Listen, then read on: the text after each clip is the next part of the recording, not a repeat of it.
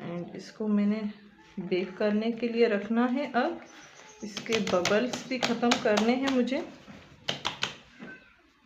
मैंने बड़ा सा पतीला लिया है एंड उसमें ये स्टैंड रख दिया है। अब इसको मुझे प्री हीट करना है एंड हीट करने के बाद इसको रखना है। तो ये गरम हो चुका है। अब इसको मुझे यहाँ पे रखना है, रख के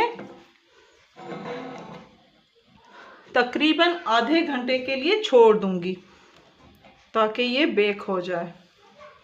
एंड इसको